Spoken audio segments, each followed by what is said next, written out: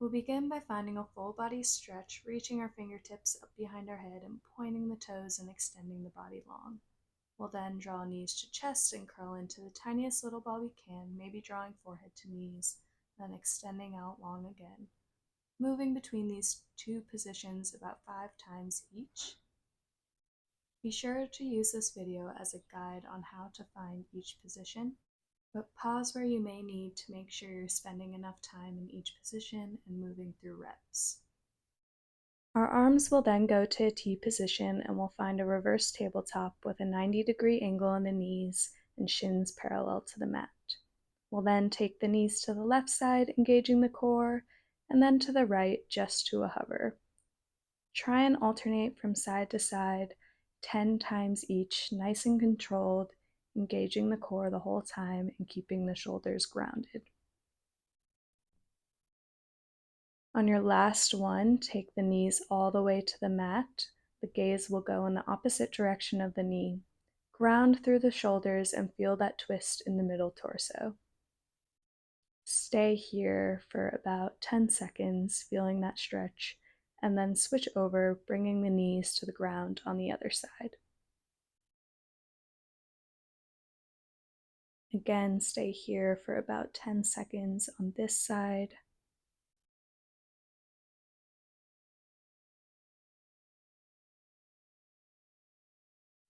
Next, we'll reach for the back of the thighs and rock and roll, here feeling the massage along the spine about 3 times before coming to an easy seat position. From here, the left hand is going to place on the mat beside the hip as the right fingertips reach over to the other side. Next, the right hand will plant as the left fingertips reach over, feeling the nice long side body stretch here in the left side. We'll again alternate, right hand reaching over, shoulder blade stays nice and back and down, and then back to the left again here.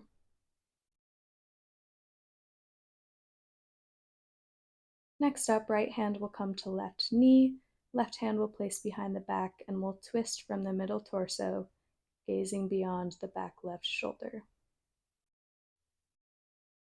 Next, the left hand is going to place on right knee, right hand behind the back, while gazing over the right shoulder and looking back.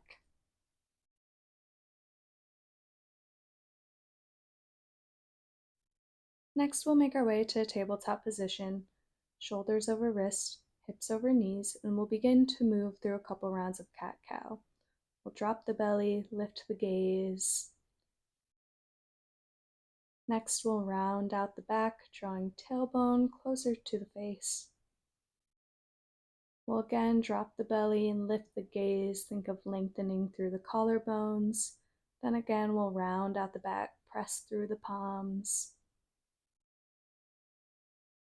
Drop the belly, lift the gaze again for cow, round out the back for cat. Now we're going to sit our butt back onto our heels while our fingertips reach out long for child's pose. Take a few deep breaths here. We're going to walk our fingertips over to the left side of the mat, feeling the stretch in our right side body.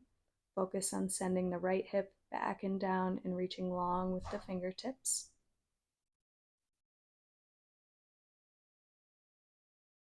We'll then walk our fingertips over to the other side of the mat, sitting the left hip back and down and reaching long to the right with the fingertips. We'll now feel that stretch along the left side of our body. Next, we'll round in the back, coming up to tabletop position. Neutral spine. We'll extend our right arm out in front of us and our left leg long behind us. We'll crunch in, drawing knee to elbow, and again extend out long. Crunch again, rounding in the back, extend and reach, and one more time we'll crunch it on in. And we'll extend again and reach our right hand back to connect with our left foot or ankle and kick into the hand for a bind. We'll extend out long again and then return both the knee and the hand to the mat. We'll now extend left arm and right leg and draw knee to elbow, extend and reach, knee to elbow again. One more time, reach long, draw knee to elbow. This time it goes back out. Left hand catches right foot or ankle. Find your expression of the bind. And then return knee and hand to the mat again. Next, we'll tuck our toes and lift our knees just a couple inches off the ground, pressing firmly through the palms while engaging the core. We'll then find our first downward dog, sending our hips to the sky and pressing the chest toward the thighs. We'll pedal out the feet here, deep bend in the right knee, deep bend in the left. Try to find that extension and bend in the knee about 5 times for each leg here. And then try and press both heels to the ground and firmly press the chest towards the thighs. We'll now extend our right foot up towards the sky and then draw right knee to right elbow. We'll return the foot to the sky and then step right foot between the hands, lowering our back and left knee towards the mat. Our hands will reach high to the sky as we send the right knee forward and try to draw the left hip closer to the ground. We'll plant the hands, shift our weight back in the hip, and attempt to fold over our front right leg, hinging from the hips. Can walk the fingertips forward and maybe round in the back if we think we'll be able to get our nose or our forehead to our knee. We'll come back up and again shift our weight forward to our knee, attempting to draw that left hip closer to the mat, maybe a little closer this time than it was the last.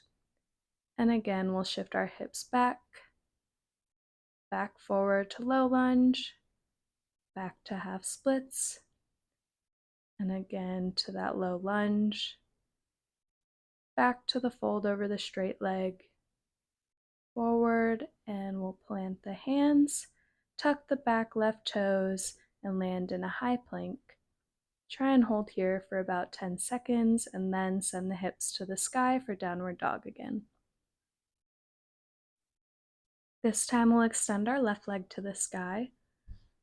Then we'll draw knee to elbow, extend and reach again. This time when we come through, we'll plant left foot between the hands and arms will come up to the sky.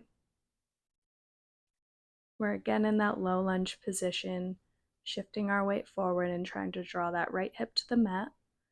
And then we'll shift our hips back and find half split on this side again as well, first hinging from the hips, then rounding in the back if your flexibility allows that nose or forehead to come to knee. We'll shift forward again into that low lunge position, drawing that back hip closer this time. Then again back to half splits, forward to the low lunge, working between those two movements, back to half splits, and our forward lunge. And one more time, let's take it back to the split, and come forward, tuck the back right toes, send the left foot back, and find our downward dog again. We'll now shift our weight forward into a high plank position and lower halfway, bending in the elbows. We'll then flip over the feet and land in upward dog with our chest and head high to the sky, thighs off the ground. We'll again flip over the toes, send the hips to sky for downward dog. We'll attempt to alternate between these two positions a couple times. You might have to play with the placement of your hands and your feet to find a nice flow between these two movements. We'll then lower halfway once more, and then just all the way. Once we're all the way down to the mat, our palms will go next to our hips face down, and we'll attempt to lift our head and chest as high as we can off the mat for about 10 seconds here. Try and hold. And then next up, we're going to attempt to raise our feet and our legs as high as we can off the ground. Again, pause here, try and hold for about 10 seconds. Next, our hands are going to interlace behind the back as we punch our fists towards our feet and try and raise everything as high as we can off the ground. Again, try and pause and hold for about 10 seconds here. Cactus your arms comfortably at your side. Bend into the knees at a 90-degree angle and begin to sway them back and forth. This will help release the pressure from your low back. And just send the feet side to side about 5 times each way.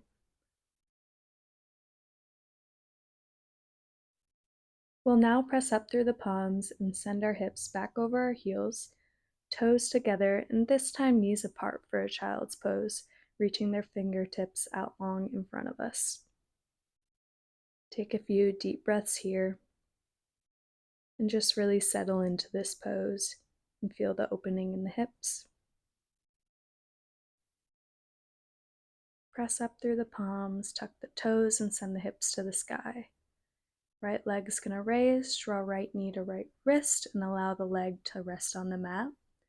The more parallel your lower leg is to the top of the mat, the more uncomfortable this position is going to be. So you can make it a little diagonal and find a spot that feels good for you. You can stay tall, and that can be plenty, or if you have really great hip flexibility, you can attempt to walk your hands out, fingertips long, and just lay on the mat. Find a comfortable position here that you can stay in for about a minute, and then switch over to your opposite side. Take deep breaths here in this final pose. Let your body know that it's okay to relieve the tension.